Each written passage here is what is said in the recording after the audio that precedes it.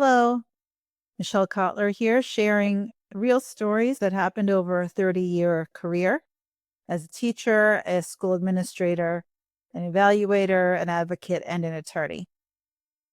So, years ago in a suburban county in Maryland, I had a client who was born with a genetic disorder. And unfortunately, that genetic disorder caused her to have severe seizures since infancy. She was in middle school and her verbal skills were quite limited. Her cognitive skills were quite limited. Her parents were amazing. They fundraised with the help of her elementary school $15,000 to buy her a seizure-detecting dog.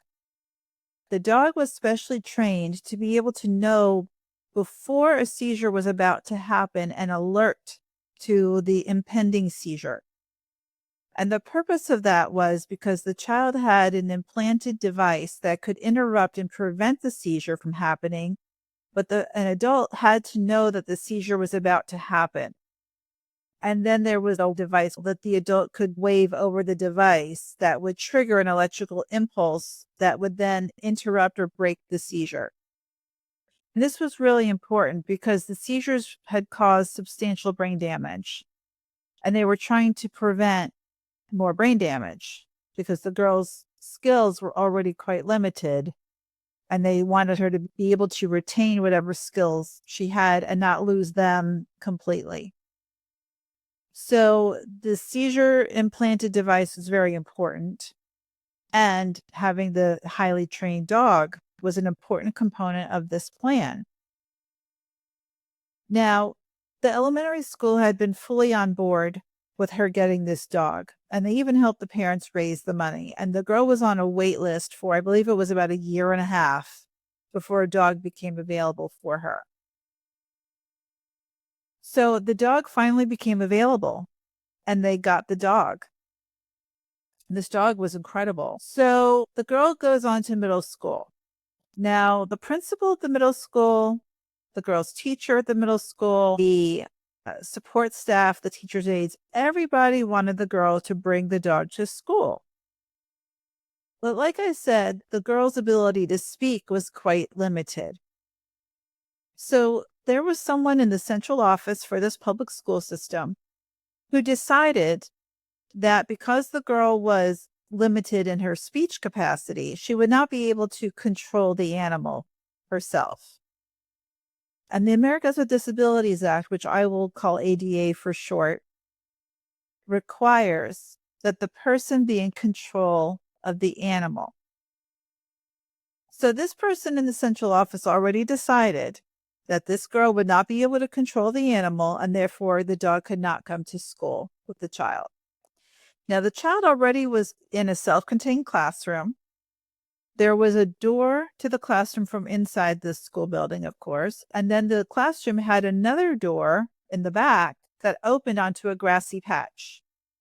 So the dog could go to the bathroom on this grassy patch, and literally no one would ever have to leave the classroom to make this happen. They could open the back door, put the dog outside on the leash, have the dog do its business, bring the dog inside the classroom, close the door, and not even have to leave the classroom to do any of this. The other thing, adding insult to injury, is that the child already had been given a dedicated aide by the public school system, which was amazing, and she needed the dedicated aide.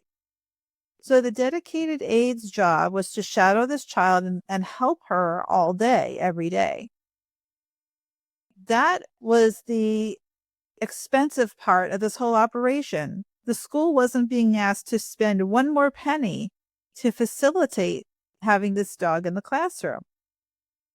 And Title II of the ADA requires public accommodations to admit service animals, true service animals, not these, emotional support animals that has now become the latest phase in America. True, actual disability service animals like this highly trained $15,000 dog. Okay, that's what this law was intended to protect. for people like my client who truly have a severe disability, who needs this animal with her at all times. So, of course, the central office woman had a job title that made it sound like her purpose there was to facilitate all of these wonderful service animals in the public schools. But in reality, her job in her mind was to block them and to try to keep them out. Now, as you can imagine, this was enormously frustrating for the parents. They'd gone to all this trouble, they'd raised all this money, they kicked in their own money, they had to wait a really long time. And now their daughter finally has this dog and cannot bring it with her to school. So they come to me for help. So now my mission is to try to get the dog into the school as quickly, efficiently, and at lowest cost to my client as possible. You will occasionally meet an attorney who says they want to do something as quickly and inexpensively for their client as possible, but we are few and far between. If you've ever dealt with lawyers, you will know that to be the case by and large, but that is how I operate it. What can I do? A lawsuit under the ADA is going to take at least a year to wind its way through federal court, and it will be very expensive. Not the best option. And there's no guaranteed outcome, right? And the judge may decide that the school system is correct and not allow the dog in. So that was not a good option. Rights are only as good as the remedies are that you have to enforce them. If you have no way to enforce your rights, then those rights may as well not exist at all. So what I did, and this was back in the day when we had a functioning federal government with agencies that you could actually file complaints with that would eventually get around to investigating those complaints. Unfortunately, in 2025, that is no more. But back then, that existed. So we filed a complaint with the federal government. And then I had my client write a letter to the school superintendent with whom she'd already been communicating about this, stating that we have filed a complaint against the school system with the federal government. And we explained all the remedies that we were seeking, including a large monetary remedy. If the school system decided to permit the dog in the school by a certain date, we would withdraw the complaint. But if they did not, then we would proceed and let the chips fall where they may. And of course, the letter included all the legal research, all the legal citations and background, and what the Justice Department said about service animals and all of these other things. So here's the key. The child had to be able to control the dog, but that didn't mean the child had to be able to give the dog verbal commands. The dog was trained to be tethered to the child. All of these service dogs are trained this way because the population of individuals that they serve can be nonverbal. So a dog has to be able to be physically controlled by being physically attached to the person they're serving. They also respond to hand gestures and other types of commands. So this dog was able to be tethered to the child. And in that way, the child was in control of the animal. So we explained all of that in the letter that went to the superintendent. And by some miracle, the superintendent agreed, and he told the woman in the central office to back off, and they allowed the dog into the school. Now, this young lady, and I didn't even know this until after the fact, this young lady had never used the bathroom in school. She wore diapers. She was afraid to go to the bathroom. After her dog came to school, she started using the bathroom for the first time ever at school with her dog. She felt safe with her dog, and she started to toilet at school. This was huge for this girl.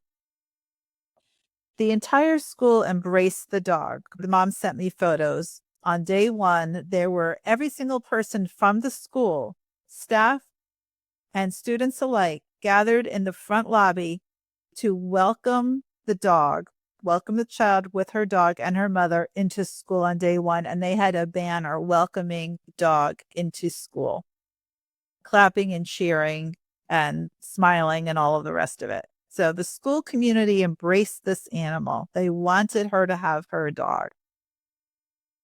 Once the dog made it into the classroom, not only did the girl start to use the bathroom independently in middle school, but for the very first time ever, she went outside to play at recess. She had never felt comfortable going outside and playing at recess. So the dog helped her with her toileting and her socialization. And she became much more communicative as well.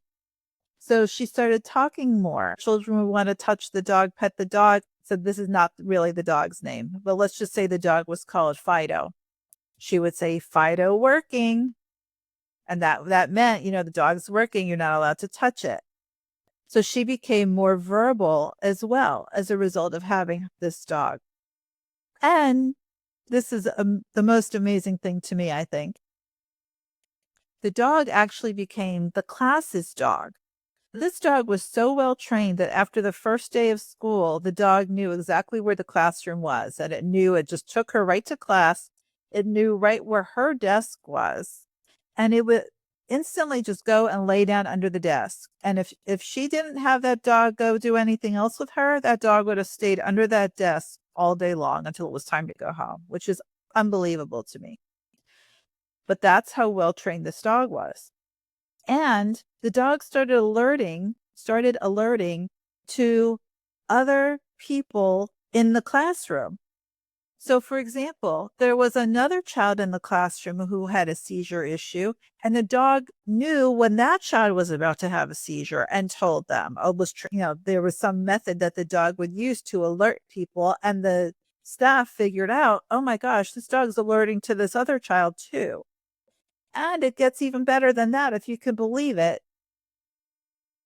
There was an aide in the classroom who was diabetic, and the dog would know when her blood sugar was dropping, the dog would alert her that her blood sugar was dropping. So this dog became the entire classroom's service dog, which was incredible. I actually am feeling like I've got goosebumps right now just telling you this story. And on a personal note, the child had always slept in the parents' bedroom. Every single night since she was born, the parents had her sleep in their bedroom because they were afraid that she would have seizures in the middle of the night and they wouldn't know.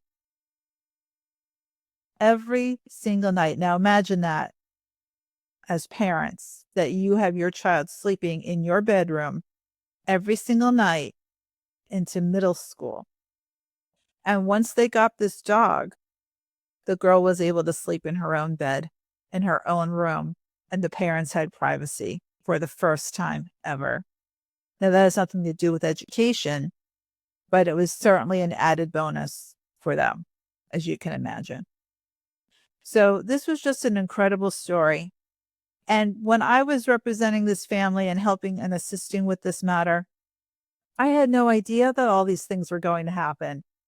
I had no idea that the school was going to send everyone into the lobby with a big banner to welcome in the dog, and that the child would become more verbal and more social and use the bathroom, and that the dog would alert to other people in the classroom and help everyone. I had no idea that any of those things were going to happen. But I just did the right thing. I did the right thing for this child. And I'm so pleased to say that this is one of the stories that has had a really happy ending, because not many of them do. There are many stories that don't have a happy ending, but this one does. So I'm just sharing this with you because if you're going through a similar situation, I want you to know that there can be light at the end of the tunnel. Unfortunately, now it's much more difficult because of the changes to the federal government to get these kinds of things done. But there are still ways available to help make this happen. And that's what my online masterclass is all about, helping you do. But I just wanted to throw that in there in case this is the first video you're ever seeing that I've done. Just to let you know, the Parents Playbook for Special Education Success could help you have happy endings as well. Thanks so much for watching, and I'll see you next time.